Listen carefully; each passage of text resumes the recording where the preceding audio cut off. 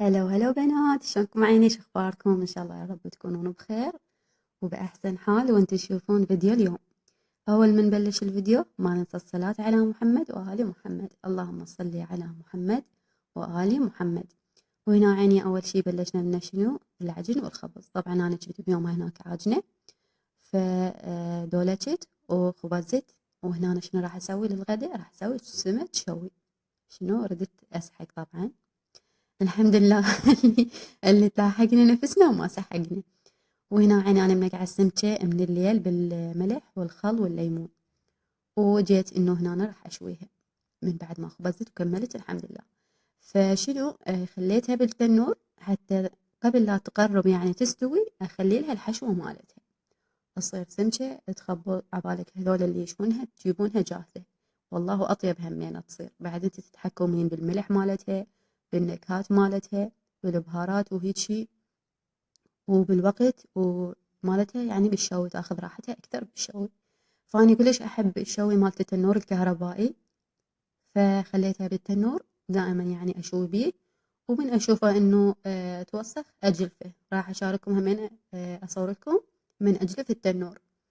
فهنا أنا شنو من بعد ما تغدينا والحمد لله والشكر سهمكم العافية، فراحن بناتي للمدرسة وبقيت بس أنا بالبيت. فقلت شو أسوي ظليت أفتر. قلت خلي أسوي لي كيكة. متابعة أنا مسلسلات العصر تبدي، بس قلت خلي أقوم أسوي كيكة بعدين ألحق على المسلسل. هو يعني أكثر من مسلسل، 3 مسلسلات يمكن. فقلت خلي أقوم أسوي لي كيكة بما إنه أنا من زمان صاير هنا ما مسوية كيكة. فقلت خلي أسوي كيكة حتى من يرجعون البنات من المدرسة همين يلقوني مسويت لكم كيكة. فهنا أنا بلشت أسوي الخليط مالت الكيك. طلعت 2 بيضات، مرات أني أخلي 2 ومرات 3 مرات 4 مو سوية. بس كل ما يتكثر لها بيض راح تصير الكيكة منفشة وتخبل. بس هنا أنا شنو كان ما عندي هيل، بس أنا أحب نكهة الهيل بالكيك، فما عندي اكتفيت بالفانيلا فقط. خليت بيضتين وخليت كوب من الشكر وخفقتهم، وبعدين خليت كوب من الحليب.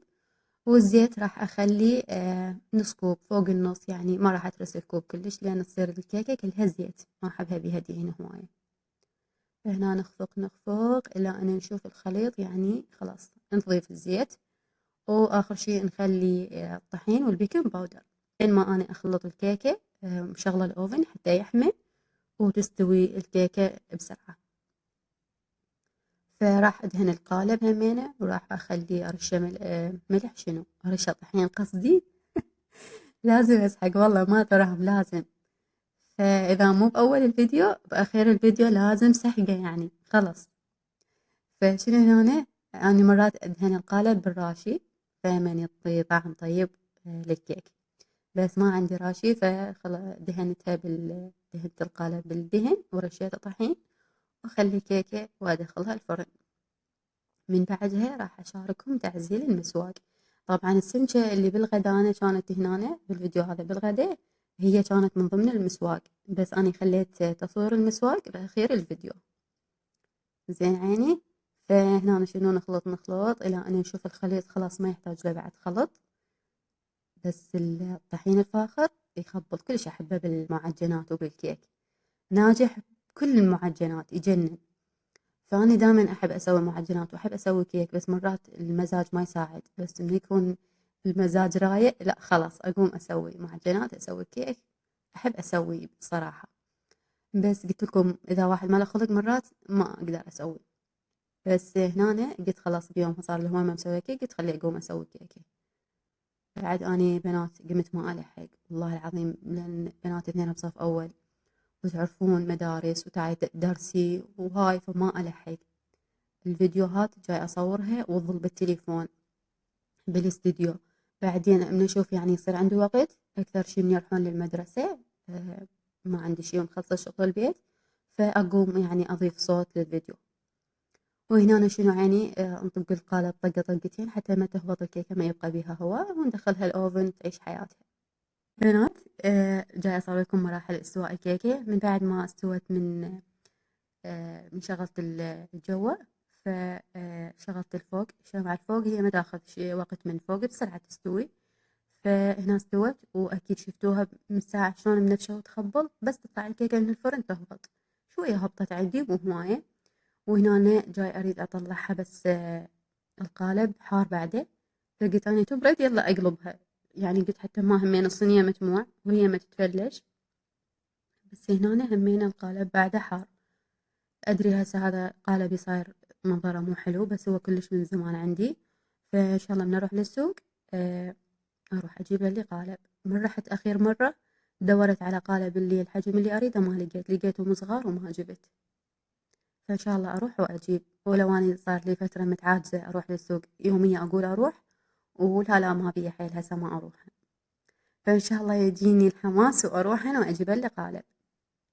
وهنا أنا عيني شنو جاي أصور لكم إياها شلونها، ما عليكم بهذا الطحين الضال عليها من القالب. فصار ارتفاعها يمكن لو 4 أصابع لو 5، وأكثر شي 5 أصابع. يعني كلش صارت طيبة وهشة وتخبى. كيكة عصرية تنفع للجهال وحتى تنفع للمدارس. أنا ثاني يوم يعني خليت من عندها باللانش بوكس للبنوتات ياخذون وياها للمدرسة. قولوا صارت طيبة، سلامكم العافية. شوفوها شلون هشة وتخبل. فهسه شنو خلي نروح نعزل المسواق وياكم. اللي قلت لكم السمكة اللي بالغداء من ضمن هذا المسواق كانت تمام حبايبي، بس أنا خليت المسواق بأخير الفيديو. وهنا أنا خلي ننزل المسواق ونعزله، والغسل للغسل والتنظيف للتنظيف. أنا تعودت دائما المخضر كله أغسله، ومن ينشف خليه بالثلاجة. فاكتبوا لي انتم بنات يطول وياكم المسواق تغسلونه لو تخلونه بدون غسيل، ومن تردون تسوون شي طلعون وتغسلون ياهو اكثر، يعني يطول وياكم تغسلونه وتضمونه بالثلاجة لو تضمونه بدون غسيل. فاكتبوا لي بالتعليقات. وهنا أنا نزلت كل المسواق وراح أبدي أعزله وأغسل المخضر وأنظف السمك وأغسل الدجاج وأقطعه.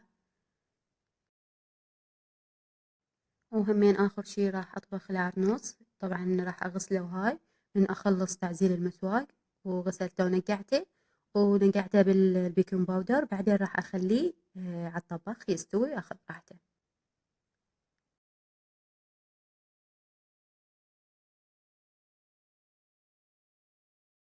ونظفت الدجاج وقطعته ونظفت السمك. وهاي السمكة اللي كانت بالغدا هي من ضمن المسواق، بس أنا قلت لكم خليت المسواق بأخير الفيديو. فمن بعدها راح نطبخ العرنوس، نذبه على الطباخ، وبعدين نروح نجلف التنور اللي سوينا بيه سمك، لأنه شويت بيه مرتين وما جلفته. فقلت خلي أجلفه. أنا هواي أحب نشوي التنور كهربائي، فعند الأوفن بس ما أخلي بيه دائما أشوي بيه. فهم أنا يعني أخاف على الأوفن من الدهون وهاي. فالتنور بسرعة يعني أرشه كلور وهاي وخلي له زاهي وأجلفه بالسيمة يطلع يخبط يصير يلمع لمع. وهنا أنا شنو عيني جلفته وهاي حتى من أجلفه يقوم يستوي الخبزة بسرعة. شوفوا شلون صار. طبعا أنا مخلية ببالي إنه قد أشتري تنور إن شاء الله جديد، لأن هذا عندي من زمان أول ما درنا بالبيت. فقلت لا خلي أحول على غير شغلة، محتاجة شغلة وجاي أجمع لها إن شاء الله. يا رب من أجمع المبلغ إن شاء الله وصل هو يكمل راح أجيبها للمطبخ. تمام عيني. فكرة التنور هسه شلناها. وهنا أنا راح يخلص الفيديو. أقول لكم أحبكم كلش هواي بنات، مع ألف سلامة، باي باي.